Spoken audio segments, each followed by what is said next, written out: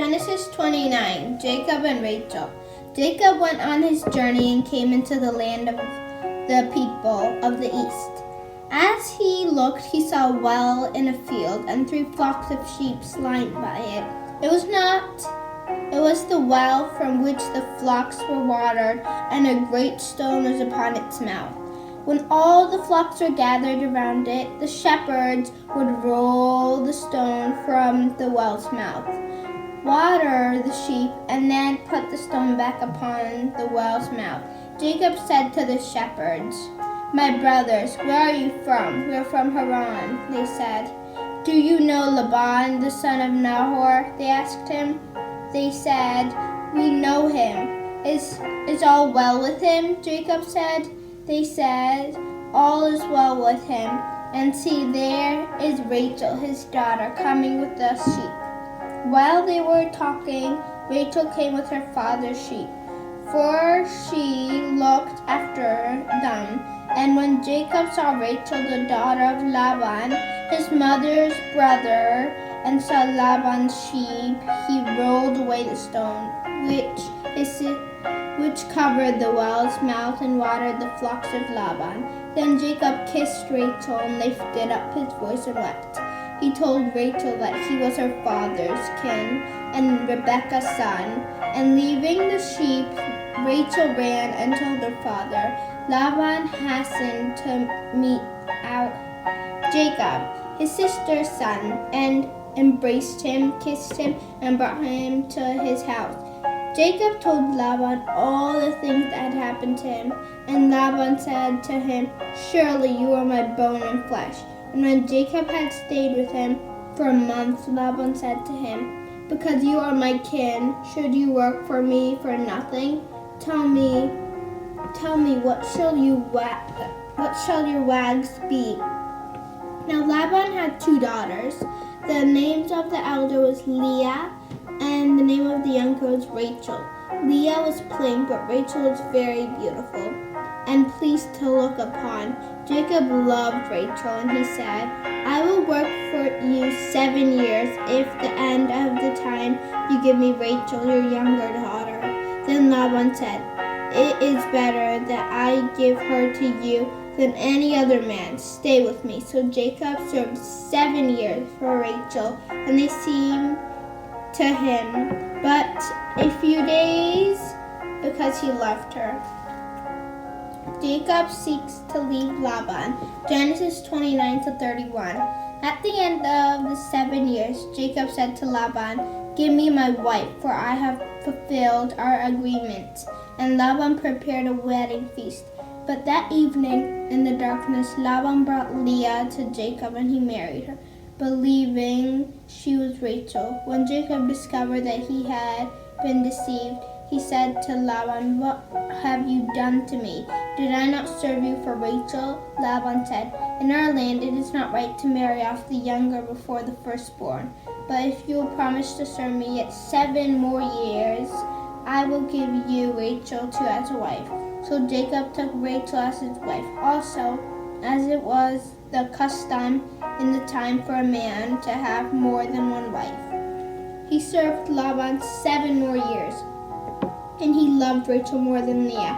Rachel did not bear any children and was unhappy, but Leah gave Jacob many sons. Then the Lord took pity on Rachel and allowed her to bear a son, and she named her son Joseph. After 20 years with Laban, Jacob had prospered exceedingly. He had many cattle and men servants and maidservants and camels and asses.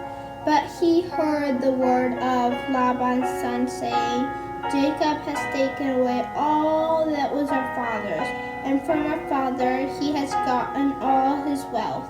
Jacob also saw that Laban was not the same towards him as before, and the Lord said to him, "Return unto the land of your father, to your own land, and I will be with you."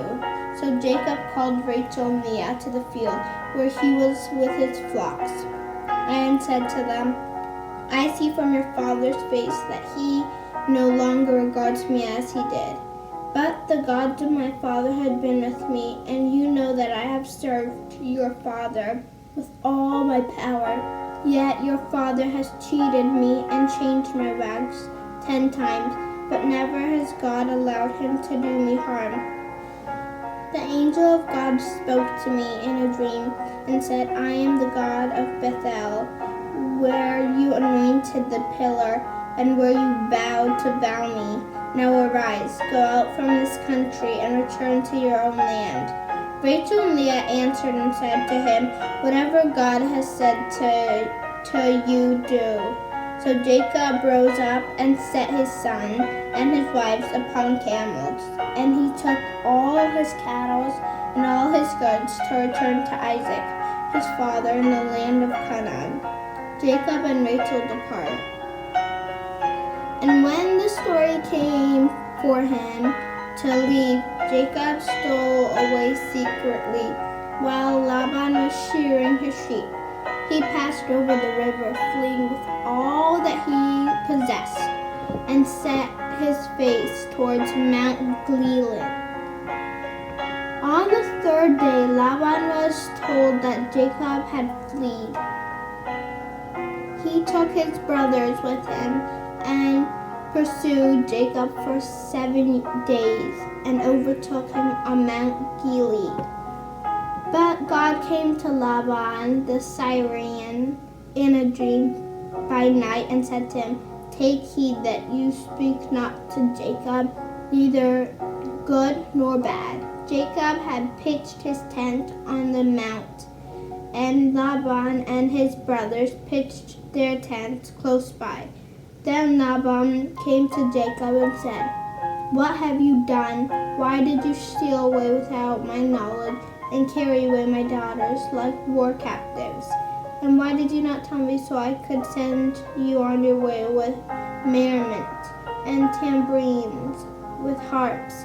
You do not allow me even to kiss my grandsons and daughters goodbye. In so doing, you have behaved foolishly. It is in my power to harm you, but the God of your father spoke to me last night, saying, take heed not to speak to Jacob, good nor bad. Now if you left because you are longing to return to your father's house, why then have you stolen my family's image? Jacob did not know that Rachel had stolen Laban's image, and he answered, search the tents, and whatever you may find belonging to you, take it, and if anyone has stolen a family's image, let that one not live. So Laban searched Jacob's tent and the servants' tents, but he did not find the images.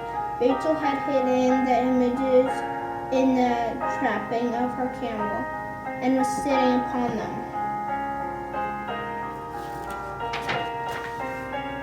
Genesis 31 to 32. Laban searched her tent, but did not find the image. And Rachel said to her father, let it not displease you that I do not rise in your presence, but I am not feeling well today. Then Jacob became angry and chided Laban, saying, what wrong have I done against you, and what sin have I committed that you should pursue me? You have searched all my belongings, and what have you found that was yours? Let it be set down here before my brothers and your brothers, and let them judge between us. For 20 years I have been with you. Your eels and your she-goats have done well, and never have I eaten a ram from your flocks. The heat consumed me during the day, and the cold by night. Sleep departed from my eyes. I served you 14 years for your 2 daughters, and 6 more for your cattle, and you have changed my wags 10 times. Had I not feared that God of my father, the God of Abraham and Isaac, surely you would not have sent me away now empty-handed. God has seen my suffering and the labor of my hands. He rebuked you last night. Laban answered and said to Jacob, these daughters are my daughters, these children are my children, these cattle are my cattle, and all what you see is mine. What could I do against my daughters and the children they have borne? Therefore, come, let us make the convenient, and let it be for a witness between you and me." Jacob and Laban made a pact. Jacob took a stone and set it up for a pillar. Then Jacob said to the man with him, "Gather stones to make a heap." They did so, and there they ate upon the heap. Then Laban said, "Behold this heap, and behold this pillar, which I have cast between me and you. This heap is a witness between us, and I will not pass over this heap to you, and you shall not pass over this heap to harm me. The God of Abraham and the God of Nahor judge between us." Jacob swore by the fear of his father Isaac, and he offered sacrifice upon the mount and called his brethren to eat bread, and they ate and tarried all night on the mount. Early in the morning, Laban rose and kissed his sons and his daughters and blessed them. He departed and returned to his land. Jacob sends messengers to Esau. Jacob went on his way, and the angels of God met him. When they saw him, Jacob said, "This is God's host." Then Jacob sent messengers before him to Esau, his brother, in the country of Edom. He commanded them, saying, "Thus you shall speak to my lord Esau. Your servant Jacob wishes to say to him, and he has stayed with Laban until now. He has oxen, asses, flocks, men servants, and women servants. He is sending to tell this to my lord, and that he may find grace in his sight." Later, the messengers returned to Jacob, saying, "We went to your brother Esau, and he is coming to meet you, and 400 men are with him." Jacob was greatly afraid and was distressed. He divided into 2 camps, the people that were with him and the flocks and the herds and the camels, saying, "If Esau should come upon one camp and smite it, then the other camp shall be able to escape." Then Jacob said, "Deliver me, I pray, O God, from the hand of my brother, from the hand of Esau, for I fear him lest he will come and strike me, sparing neither mother nor children. Yet you have said to me, I will surely do you good and make your race as the sand of the sea, which could not be numbered because of its multitude." Jacob spent the night there. Genesis 32. Then he took from his possession at hand a present for Esau his brother, 20 goats and 200 she-goats, 20 rams and 200 ewes, 30 milking camels and their young, 10 bulls, and 40 cows, 20 asses, and 10 colts. He delivered them to his servants, keeping each drove spare, separate from other. And he said to the first servant, "When Esau my brother meets you and asks, 'To whom do you belong? Where are you going? And to whom belong these beasts before you?' you will answer, 'They belong to your servant Jacob. They are a present for my lord Esau. And behold, your servant is behind us." Jacob gave them the same orders to the 2nd servants, then to the 3rd one, and to all those that were walking behind the drove, saying, "This is how you will speak to Esau when you meet him." For Jacob thought, "I will please him with the gifts that go ahead of me, and later I will look at his face. Perhaps he will accept me." The men left with the present, and Jacob spent that night in his camp. During the night, Jacob rose up and took his 2 wives and 2 women servants, together with his 11 sons, and passed over the ford of Jabbok. and he sent them over the brook with everything he owned. Then Jacob was left alone all night long. He wrestled with an angel at daybreak. An angel said, "Your name shall no longer be Jacob, but Israel, for you have contended with God and prevailed."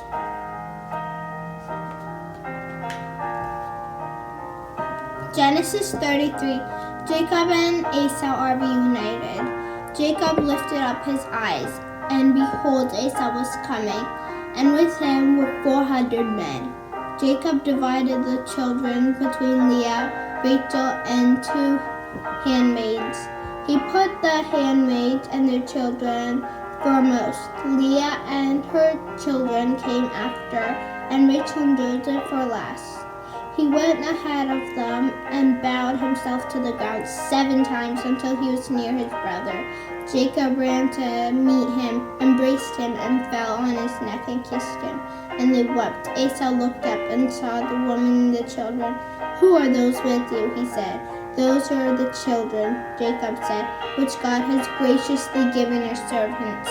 Then the handmaids came near, they and their children, and they bowed themselves. And then Joseph and Rachel came near, and they bowed themselves. "What do you mean?" Esau said. "By all these flocks and cattle that I made. These are to find grace in sight of my Lord," Jacob said. "I have enough, my brother." Esau said, "Keep what is yours for yourself."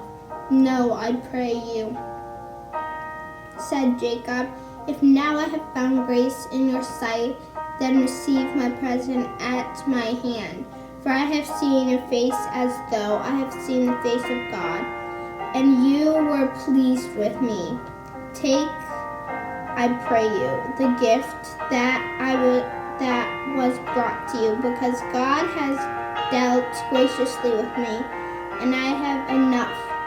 He urged him, and Esau took it and said, "Let us go and start our journey. I will go before you." "My Lord knows," said Jacob, that children are tender, and I have the care of eels and milking cows with their young. Should they be overdriven, even one day, all the flocks will die.